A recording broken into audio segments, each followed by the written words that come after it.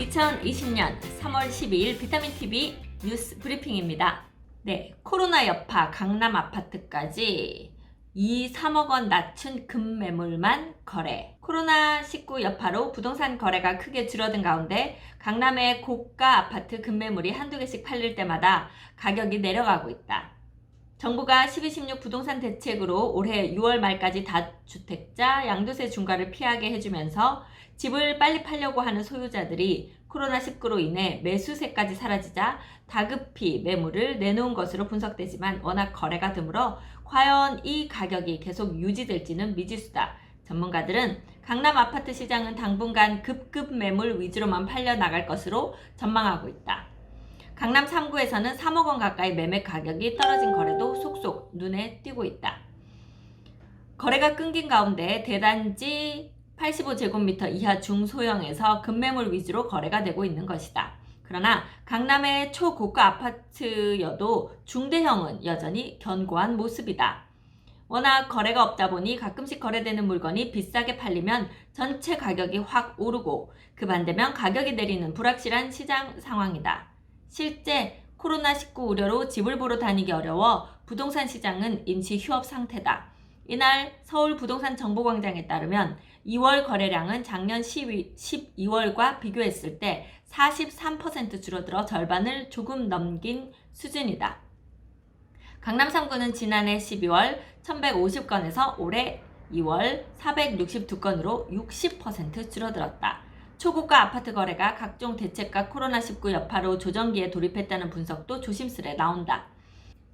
KB부동산에 따르면 서울에서 가구 연소득 5분위에 해당하는 소위 부자도 평균 주택가격 5분 위의 초고가 주택을 사려면 꼬박 15.6년을 모아야 하는 것으로 나왔다. 즉 5분위 소득 대비 주택 가격 비율이 15.6배로 나온 것이다.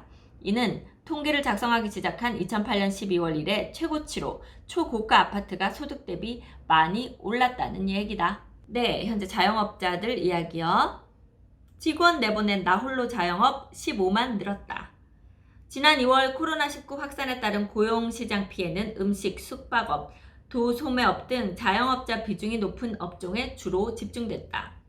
또 인력 파견과 여행업 관련 일자리가 급감하면서 가뜩이나 어렵던 청년 취업도 직격탄을 맞았다.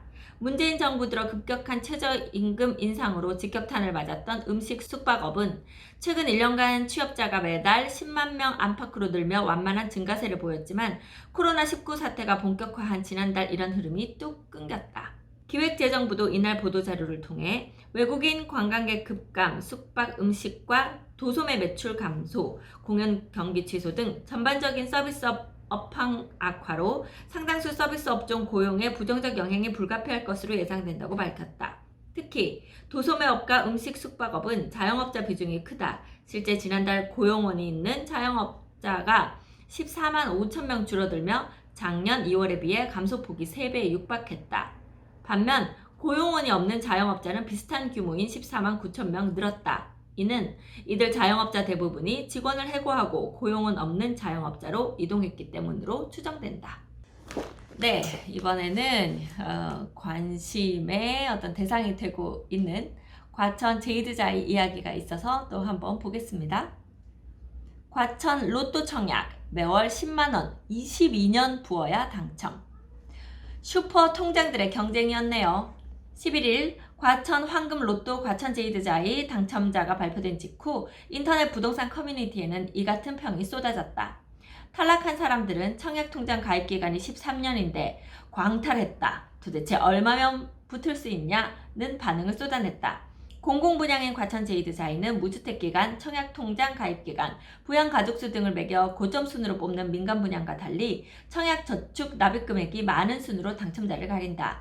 이 때문에 과천 제이드자이에 당첨된 132개 통장 금액이 초유의 관심사였다. 시공사 GS건설과 인터넷 부동산 카페 등을 종합하면 일반 분양 최고 커트라인은 59제곱미터 A형 경기지역 청약에서 나왔다. 저축 납입금액은 2,646만원으로 청약저축액이 매월 최대 10만원까지만 인정되는 것을 감안하면 매월 최소 10만원씩 22년간 저축한 셈이다. 인기가 높았던 전용 59제곱미터 A형은 과천 거주자 커트라인이 2,170만 원이었고 경기는 2,646만 원, 수도권은 2,336만 원이었다. 경쟁률이 높을수록 저축 금액도 컸다. 과천 제이드자이는 과천 지식정보타운 내 황금 입지에다 시세의 절반값의 분양에 당첨만으로 5억 원가량 시세 차익이 보장되는 공공분양이다. 특히 전체 물량의 80%가 특별 공급으로 풀리고 20%만 일반 분양으로 공급돼 무주택 서민들의 관심이 높았다. 자녀 등 부양가족이 많을수록 절대 유리한 가점제와 달리 공공분양 일반 청약은 소득, 자산 요건만 맞으면 청약 저축 금액으로만 가리기 때문에 청약 통장을 꾸준히 오랫동안 가입한 사람에게 유리하다. 이 때문에 가점에서 불리한 실수요자 2만 5천 명 가량이 몰렸다. 한편 당첨자들도 계약을 앞두고 자금 조달 계획서로 고민이 커질 전망이다. 주택담보대출 비율 40%가 적용돼 전체 공급가 5억 3천만 원 중 60%를 자력으로 마련해야 한다. 과천 공공분양은 도시근로자 가구당 월평균 소득 100%인 무주택자가 지원 최소 요건이다. 당첨자가 보유한 자금만으로 분양가를 모두 부담하기는 쉽지 않다. 정부는 주택 구입을 위한 신용대출, 기타 추가 대출을 다 막아놨다. 지금 자금 조달 계획서가 상당히 어떤 이슈화 되고 있는데요. 3월 13일 이후 계약분부터 자금 조달 계획서가 아주 이렇게 좀 철저히 깐깐하게 이렇게 보는 것으로 바뀌었습니다. 그래서 수도권 3억 원 이상 그래서 조정 대상 지역, 투기 지역 3억 원 이상 자금 조달 계획서 작성하셔야 되고 9억 원 이상 되면 또 그 서류들 꼼꼼하게 준비하셔야 되니까 잘 확인하시기 바랍니다. 네, 다음은 대전 갑천 1블록에 대한 뉴스 나와서 읽어보겠습니다. 갑천 1블록 공동주택 조성 사업이 도시계획위원회를 통과하면서 오는 6월 분양에 파란불이 켜졌다.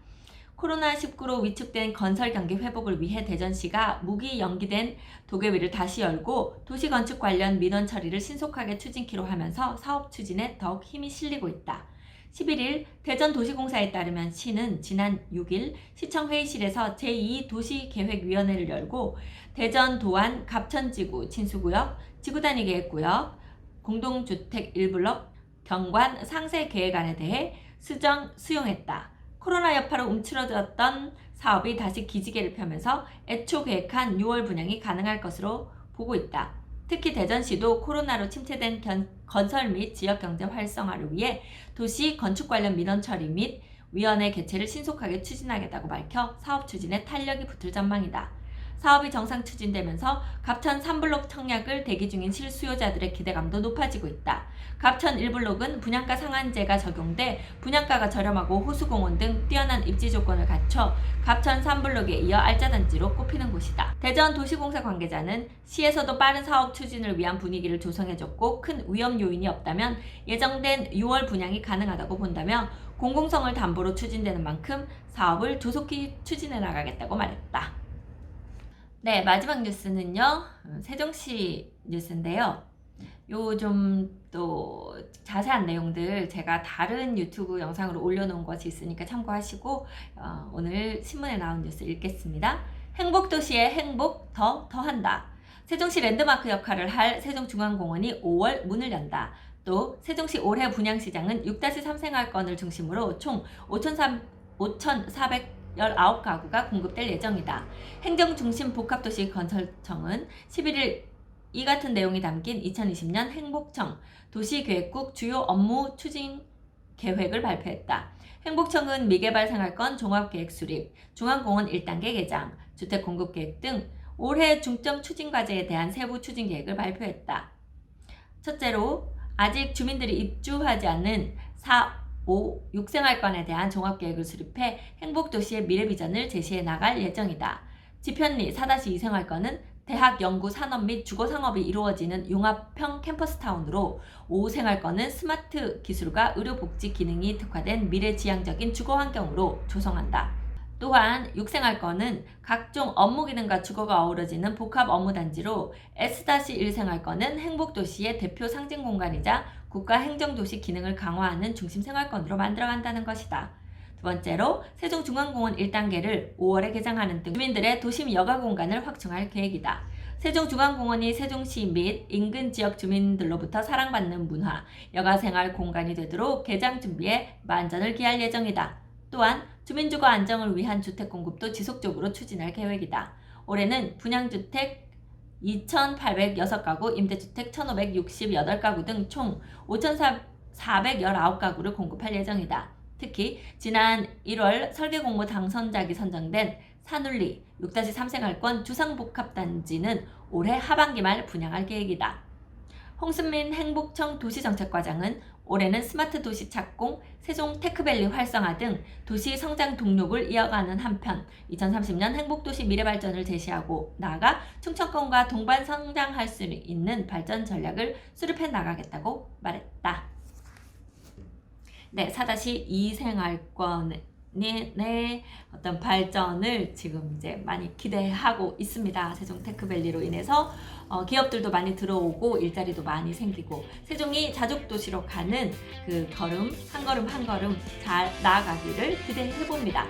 네, 비타민TV 뉴스 브리핑 여기까지 하겠습니다. 저는 미스터 홈즈 세종센터 박다영이었습니다. 감사합니다.